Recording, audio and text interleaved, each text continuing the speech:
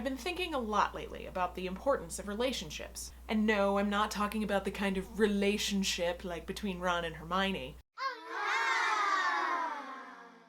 It's finally beginning to feel like summer here in Minnesota, which means that we all get to happily leave our houses and say hi to our neighbors who we haven't seen in months. We get to go for long walks, experience neighborhood art festivals, or just sit on the grass and contemplate nature.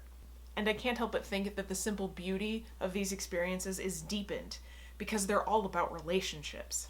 Relationships between people, relationships between our body and the warm sunshine, relationships between bugs and grass and trees and wind. The whole world is bursting with relationships. In humans, our reliance on relationships comes from a deep need for social connection.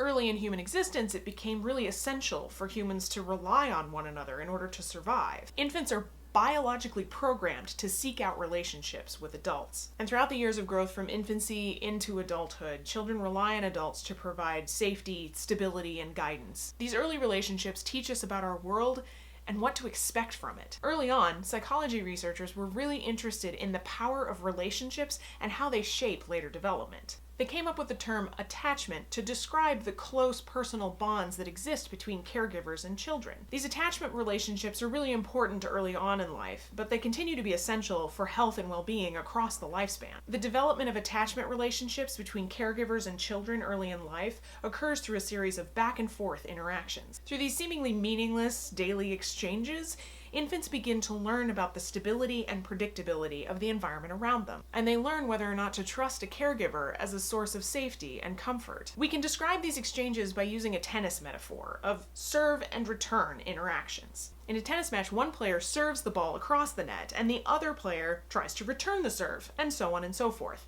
Babies and caregivers interact in very similar ways. So for example, when a baby squeals or coos, a mom might look at him and smile.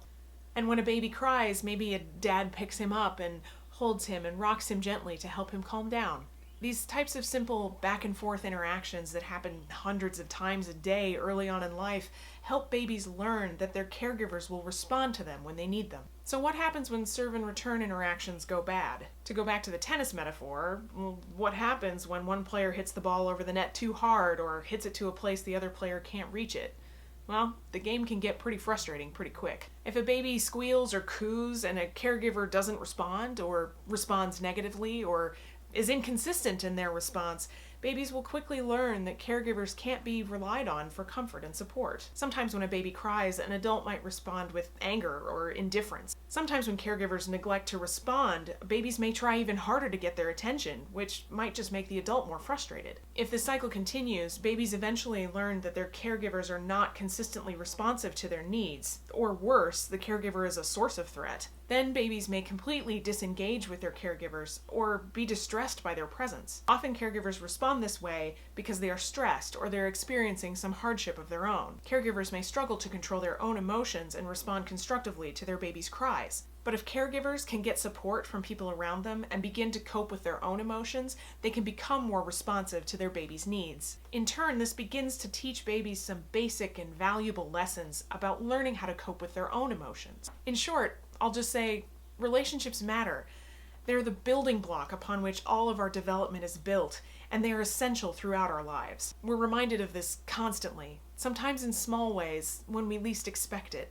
Like on a beautiful summer day at the park, when this little bug crawls into this tiny flower, searching for the sustenance that will keep it alive. Relationships with the people who we care about and who care about us are our sustenance. Next week, why this tree reminds me of another important developmental truth.